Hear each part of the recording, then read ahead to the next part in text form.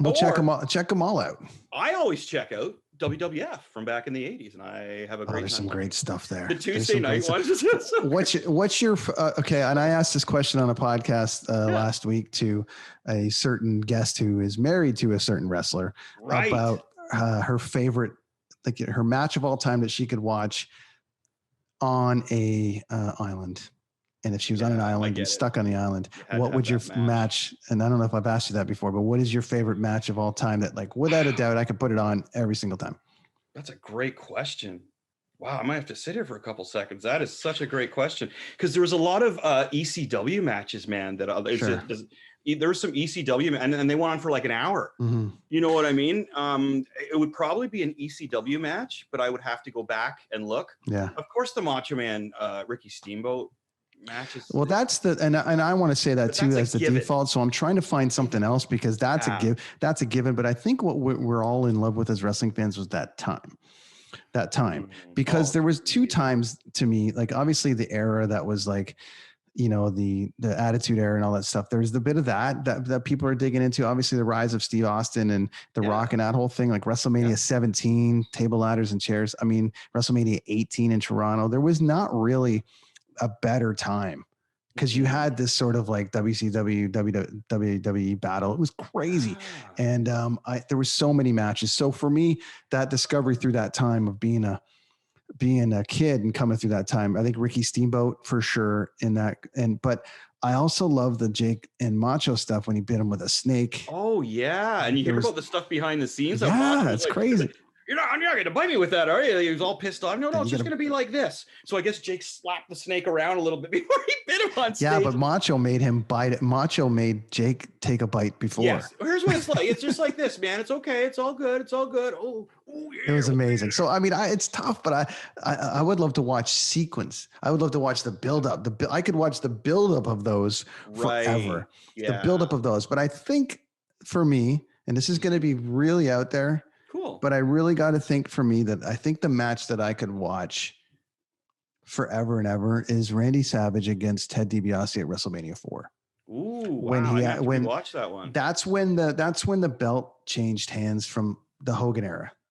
That's when Hogan lost in the preliminaries, and everyone was like, well, who the fuck's going to be champion now? Hogan's been champion for 10 years.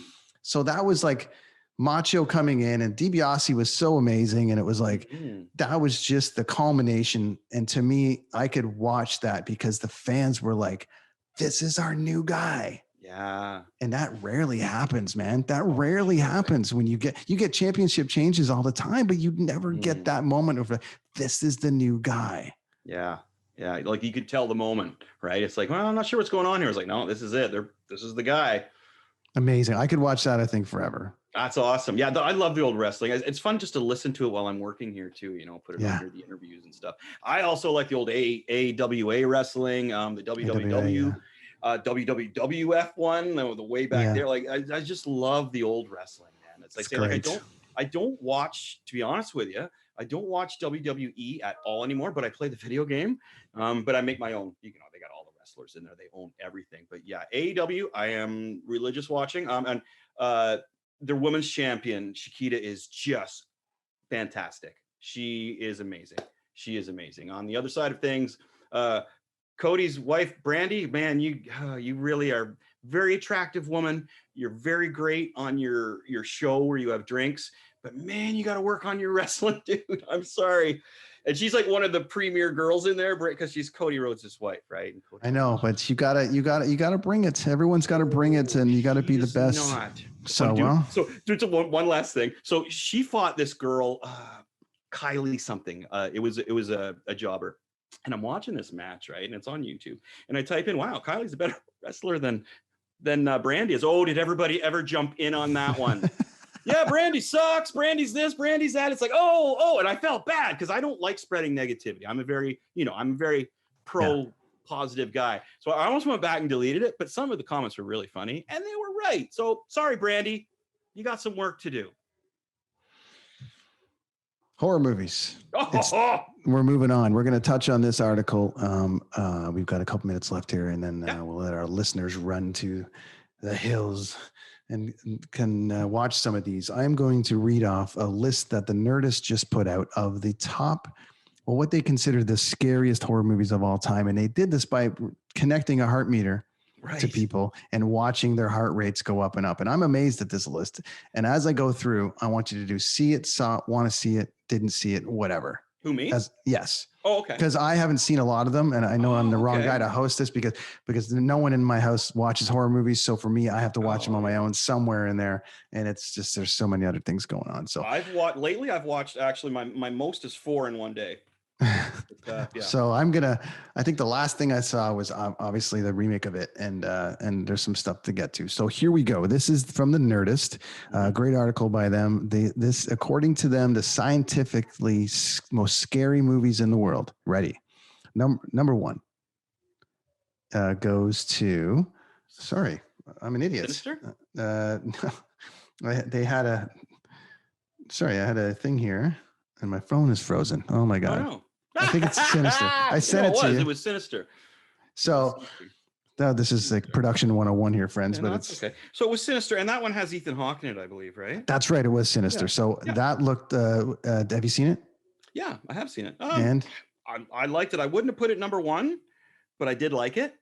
I see. I got to watch it again. I'm kind of like, I'm just bringing it up. So I have it here on mine. Yeah, number one was. Sinister. Number 2. Insidious. Do you have it up now? I do. Oh, okay, good. I didn't think you had it there. Yeah. Insidious. Yeah. Did you like? Insidious. Yeah. But you know what? I'll go through. You just go see. You say see it, saw it, or see it, want to see it, didn't see it, and then we'll go back through it. Sinister, saw it, got to rewatch it. I've seen so many horror movies, and I feel bad because that's like number 1. Sure. Insidious. But it didn't. But back to Sinister, it didn't strike me as like the scariest movie. Like, I'll tell you, when you bring it up, I'll mention ones that were like, whoa, Sinister was okay. Like, I don't get that, but I noticed a lot of people underneath were commenting that, well, you can't judge a movie on people's like heart rates and stuff. It's like, well, okay, why not? I don't know. It's like a lie detector test. To me, that's that's where your most like where your fear is, or where your thing is. So where you're kind of like, the jump scare and all that stuff that you build up to or whatever. So I think to me, there's the bad. I'm a fan of the way it's been shot. So we'll see about that. The Conjuring. That's a great movie. You got to see that. Conjuring. All the Conjurings are really, really good, but the first one's great. Yeah. Hereditary.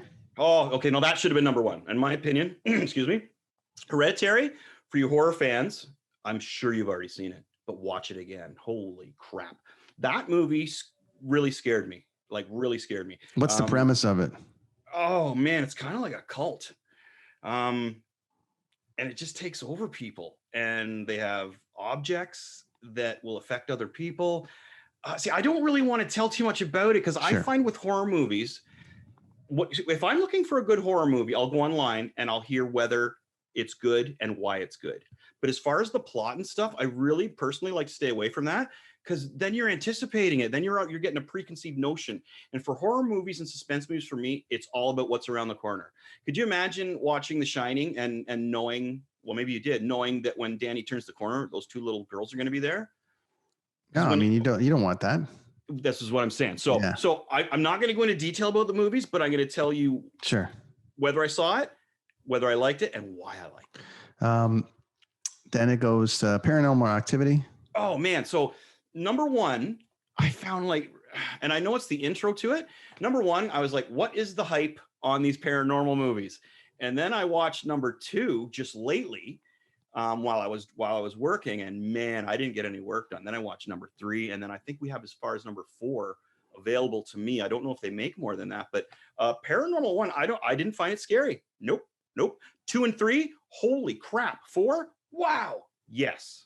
They went to It Follows, The Conjuring 2, The Babadook, The Descent, and The Visit. That's your top 10. Babadook, I started watching and stopped. That one I believe is in another language, and so I'm drawing, so I can't look at the subtitles when it was on, right? So that was a little tough for me. I'm amazed at some of the ones. Like the top 25 is pretty, just writing about The Ring, Quiet Place, Nightmare on Elm Street, Halloween, Texas Chainsaw Massacre, 28 Days Later, The Exorcist, Hush, It, Scream, The Grudge, The Witch, The Blair Witch, Alien, and The Thing. That number 10 down to 25 is everything we grew up on. Yeah, well, the Blair Witch, the original Blair Witch was another.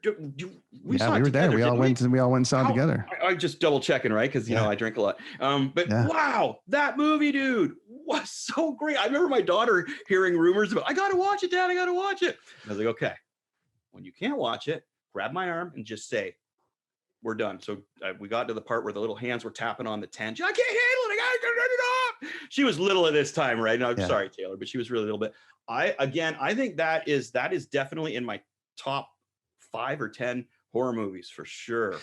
You know, and I think what I think what did it for that, because if you really watch back on it, it's the hype leading into it, because it really takes a long time for something to get going on that movie. And I'm not discounting that. I'm just talking about the hype leading into that. And it's like the scariest movie you've ever seen in your life, right? And you're like, okay, shit, this is gonna be fucking crazy. Yeah. And then you go in and it just takes so long for that build up. I think that was the build. Like they built that tension where you're just like, when's it gonna happen? It's like the end of The Sopranos. It's like there's only 3 minutes. There's only 3 minutes left, and it's the final episode. And Tony's still alive. Are they going to kill him? It's like, you know, like then you're sitting here going, what the fuck's going to go on? And so that was kind of like a funny thing for me with that. And then it hit, and then it kind of came out of there going, well, it was scary, but it was the buildup that really did it. So I kind of like Jaws. It's like build, and then you get it. Yeah. So yeah, maybe I'm a bit more old school in that regard. Like I'm still don't think that there's a scarier scene in movies than little Regan in The Exorcist sitting on that chair with her arm up like this, and she's already possessed. And they come down, they said, I'm speaking to who's ever inside. And she goes, she can come right now, like whatever that was. And I'm like, there's no scarier moment than that. That was really scary. That was really scary. The end of Hereditary, man. Holy shit, dude. I was right on edge for the end of Hereditary. I can't, like, the Blair Witch had the same effect on me. The thing I liked about the Blair Witch is you went in, you sat down, you're like, okay, whatever the hell. But then you left going, what the hell just happened? I remember the young girls behind us going, oh my God, I can't leave. What the hell? And then you're hearing like the rocks clanging everywhere. You're like, holy shit. So I also watched, Blair Witch Part 2 was just such a piece of crap. And then Blair Witch Part 3, the main girl, I'm blanking on her name right now. I got on the tip of my tongue. But she, her brother goes looking for her. So they kind of go back to the old handheld thing. And I rewatched it just a couple nights ago, and I liked it a lot more. And the first time I watched Blair Witch 3, I was like, oh, yeah. And then I watched it again just a couple nights ago. It was really good. I enjoyed it. It's funny because to that side, and there's the disappointing side, which when I heard that M. Night was doing a movie about being, about being lost in the woods, or being a movie about the woods, I thought this is going to be the scariest movie of all time, because you're just so great at building up. I loved his Alien movie there with Mel Gibson. Oh yeah, Signs. Yes, I loved it, and all that stuff. So I loved how he built that up, and then that movie happened, and it turned out to just be a cult in the woods, and it was just like, the scary monsters to keep the kids in the thing, and I was like, I was disappointed, because I was like, this could have been. So same with that Mark Wahlberg movie that he did, where it was like, well, it's just the wind. It's just the wind. And I'm like, okay, hold on a second. So it's amazing like where these horror movies kind of go and how they go, and you watch them. I can't wait to dive into some of these. I just haven't had a chance to do it. So anyways, kudos to the Nerdists for doing that. I'm going to have to watch Hereditary now that you've said it, because if it's number one by you, then it's going to work for me, because one other one I just want to mention to the listeners is Open House, which just is on Netflix now. It's a Netflix movie. It's called Open House. Check that out. I'm not going to say any more, but it's a twister. You're no way you're going to guess what. See, horror movies, I love watching the old ones where it's a guy that's going to chop you up. It's Jason, whatever. That's great. There's also the other ones where you're going through and trying to figure out who it is. Yeah. And it's gruesome along the way. And at the end, you're just like, what the fuck? The what the fuck moments. Like The Boys had so many what the fuck moments, right? Open House. That's a great Netflix horror movie for Halloween. If you guys want to check that out. And of course, Halloween, the original. If you're not watching the original Halloween, if you have not seen the original Halloween, you haven't celebrated Halloween properly. Exactly. The original, right? Like it's gold. It's exactly. Gold. Mm-hmm. Well, my friends, that is another episode of the Kids on the Escalator podcast in audio and video form.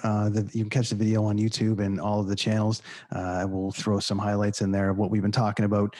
You can see more from us in that regard weekly on all platforms coming out and wherever you get your podcasts. Remember to subscribe, like all the things, whatever you say, Chris. What do the kids say?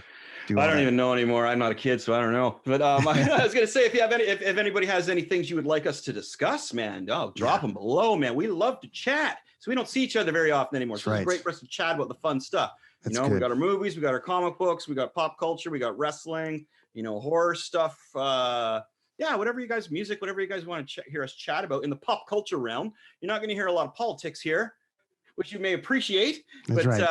We'll have to discuss Borat sometimes because it's so fun. Because I just watched Borat 2. Maybe that's another discussion. And you loved it too, right? And I've never watched Borat. I loved. I never liked him. It's a. I'll leave it at this, but he's not really the star of this one. Ah, okay. Well, America is, but also just like I could make a show out of that. Yeah, it's a whole thing. It's a great thing. So cool. Join us next week, friends. Thank you so much for tuning in, watching, sharing, liking, doing the whole thing. You're gonna win a whole pile of shit from our friends at Super Zuka and in Kingston Comic. We got Nexus Comics and we got Machete Comics that has some really rad stuff. My company, Machete Comics.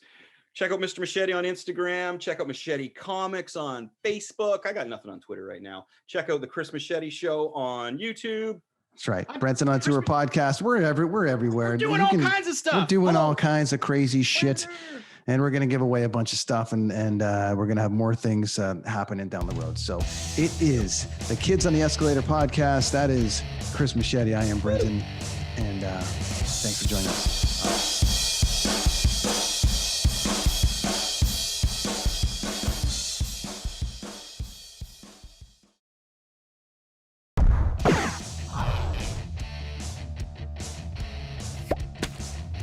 I'm Chris Machete, and I create comic books. Hey, I'm Brenton On Tour, and I drink coffee and talk about it in the other thing that I do.